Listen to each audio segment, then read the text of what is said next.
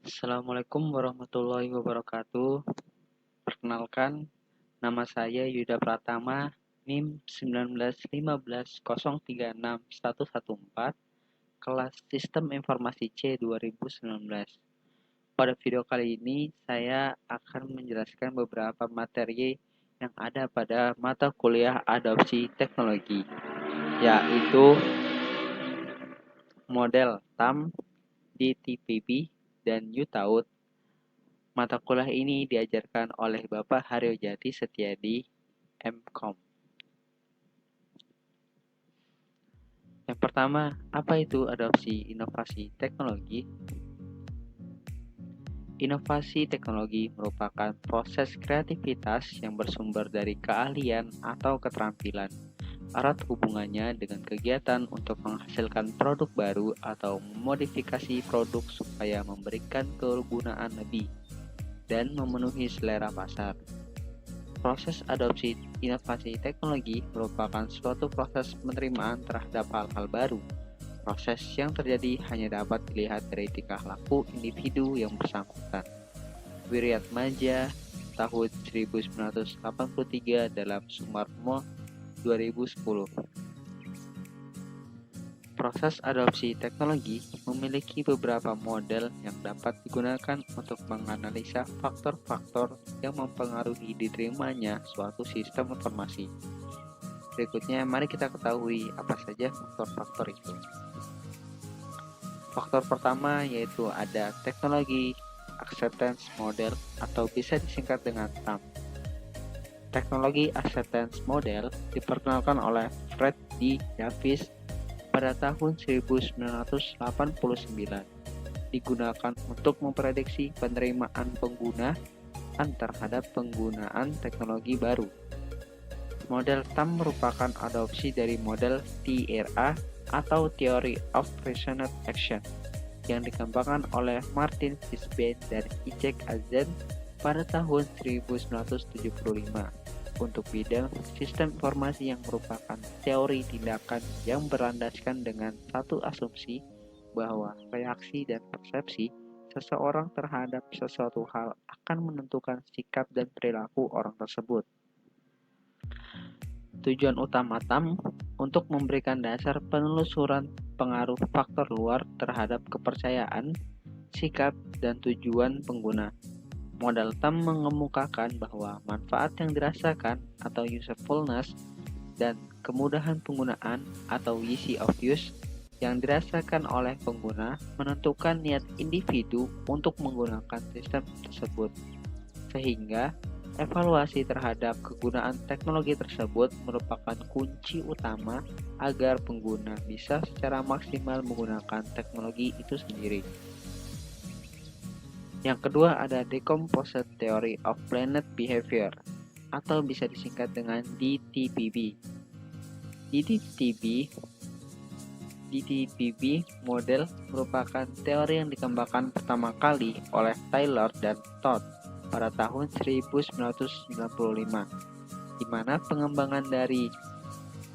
di mana model ini adalah pengembangan dari Theory of Reasoned Action atau TRA oleh Azen dan Fishbein tahun 1980 serta Theory of Planned Behavior atau DPB oleh Azen pada tahun 1991.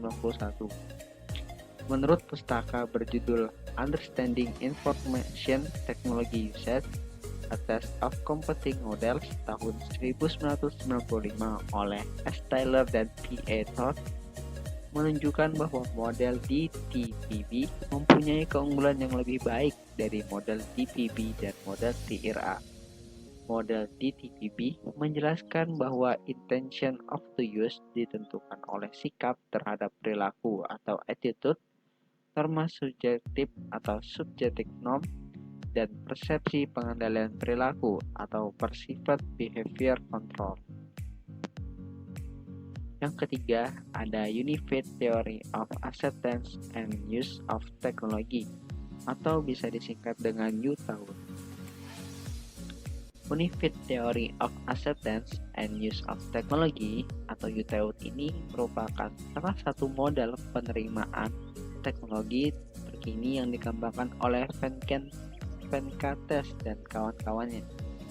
UTAUT menggabungkan fitur-fitur yang berhasil dari 8 teori penerimaan teknologi terkemuka menjadi satu teori saja. Kedelapan teori terkemuka yang disatukan di dalam UTAUT adalah Theory of Reasoned Action atau TRA, Technology Acceptance Model atau TAM, Motivational Model atau MM, Theory of Planned Behavior atau DPB, Combined Thumb dan DPB, Model of PC Utilization atau MPTU, Innovation Diffusion Theory atau EDT, dan Social Cognitive Theory atau SCT. UTAUT terbukti lebih berhasil dibandingkan dengan ke-8 teori yang lain dalam menjelaskan hingga 70% varian pengguna.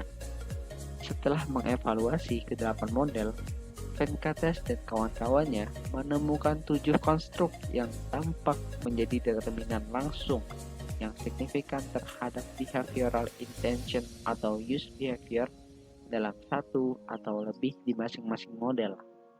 Konstruk-konstruk tersebut adalah performance expectancy, effort expectancy, social influence, facilitating condition, attitude toward using technology, dan self-efficacy. Setelah melalui pengujian lebih lanjut, mereka menemukan 4 konstruk utama yang memainkan peran penting sebagai determinan langsung dan behavioral intention and use behavior, yaitu performance expectancy, effort expectancy, social influence, dan facilitating condition. Sedangkan yang lain tidak signifikan sebagai determinan langsung dari behavioral intention. Baik, jadi itulah beberapa model penerimaan teknologi yang ada pada adopsi inovasi teknologi. Sekian dari saya, Yuda Pratama. Saya ucapkan terima kasih dan Assalamualaikum warahmatullahi wabarakatuh.